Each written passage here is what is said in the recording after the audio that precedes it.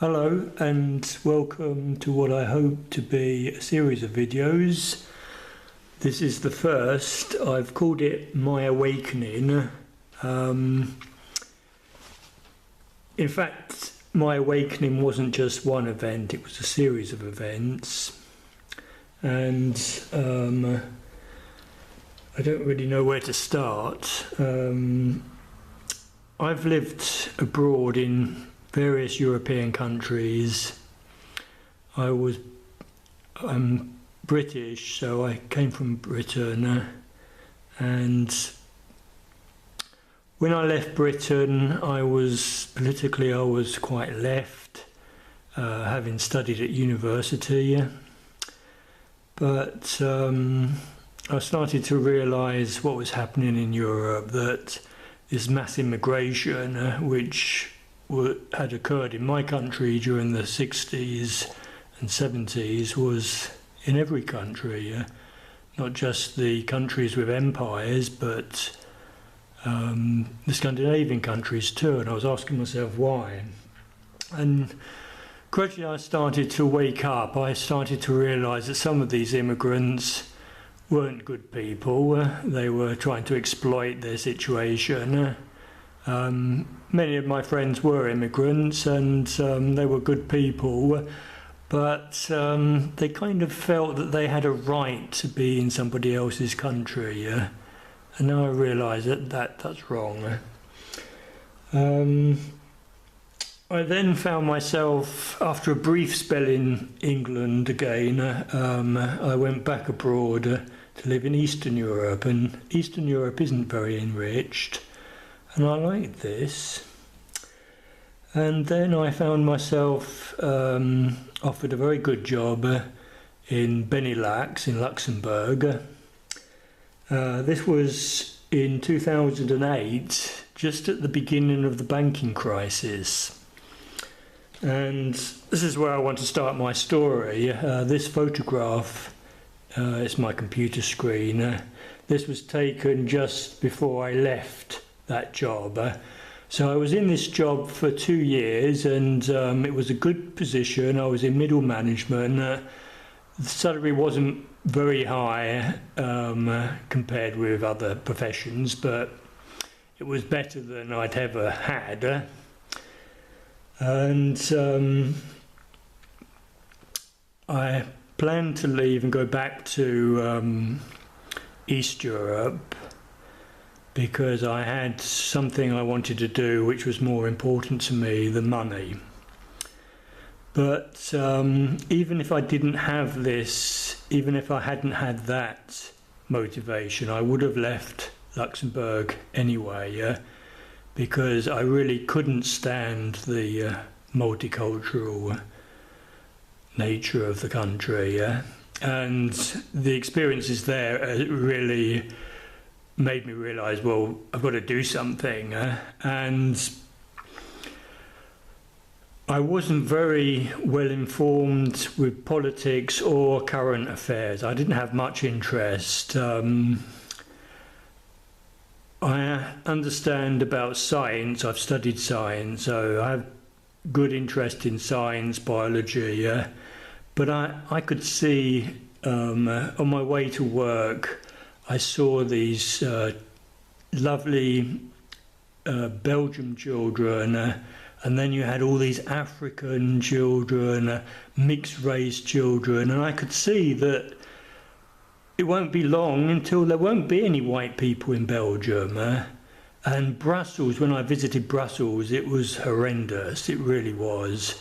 I used to call it the capital of Africa. I remember buying a Eurolines ticket, and all the staff were not European. You know, it's a joke to, you know, it's called Eurolines, but none of those people serving me were European. So I want to say a lot. This video, I wanted it to be just 5 minutes, and already I'm getting near there. So please bear with me. This is why I need to make other videos, because I can't say everything in this video. But in this first video, I want to say why it's important. So my main objective is to face the problem of a decline in European population, mass immigration into Europe, and the expanding third world population. So this is basically a problem. It's not a political ideology, it's a problem. That's my main objective. That's my main motivation to getting into politics. So I said that there were many events. So in 2009, I had a computer at work, so I could see what was going on in Britain, and I found out that the British National Party had 2 people elected in the European Parliament, and people were throwing eggs at them. And I thought, this is crazy. We need those people in Parliament, in positions of power, to have a balanced discussion. We need their views. And when the general election came in 2010, I was very disappointed that the British National Party didn't win Barking. I knew they had a chance, and I followed it, and I was very disappointed when I found out that they didn't get anybody into Parliament. So why is it important for me to get into this issue? Well, there are other important issues which I also care about, the environment, for example, but there are many people doing something about the environment. There are many people saying things about this cause, saving the European people from extinction in the worst case scenario, isn't very popular, and there are very few of us. So this is also why it's very important. I understand this, it's close to my heart, I need to do something about it. And I don't care what people call me. You can call me racist, fascist, neo-Nazi, I don't care. I've lost a few friends, I don't care. I'm not here to make friends. It's a bit like some people, when they become Christians and they become very zealot, they also lose friends, but they make new ones. So, but I don't care anymore. I'm got enough self-esteem to manage by myself. Also, I think, I've understood things. I have visited Africa. I've lived abroad as a foreigner myself. I know what it's like to be a foreigner, and you are very isolated, and it doesn't bring the best out in you. So I think I can sort of support my case for discouraging immigration also by my experience as a foreigner myself. And last but not least, although I said that I was quite left-wing when I was at university, in fact, when I was 14, I was very ethno-nationalist. I didn't know the word then. I didn't know that there was a political party called the National Front. Some of my friends told me about it, and I thought, oh, wow, I'd like to vote for them. Oh, don't vote for them, they're Nazis. So that was the end of that. So I think it's always been in my heart. I've always been sceptical about immigration, really, even though I've had friends of different races when I was at university. I've never been into this anti-racist type of rubbish that you get now. So I'll say there's a lot I want to say also, about different races. Some races I really respect, and I don't want any race, but any race to become extinct. But I'll talk about that in another video, I think. What can we do? Well, this is a difficult one.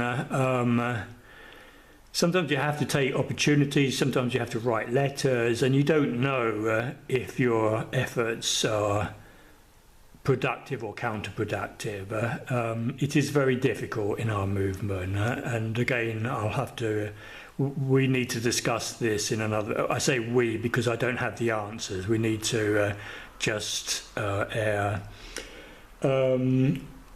Lastly, I would just like to say that I want to be very honest. I'm trained in the sciences, so I know the weak points in our ideology. It's all about extremes. Obviously, it's in, this idea of a pure race.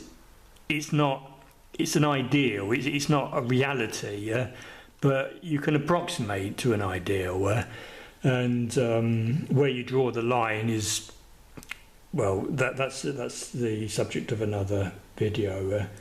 So I want to discuss these things from a practical point of view, and you will see other videos also about our belief system. I want to try to show that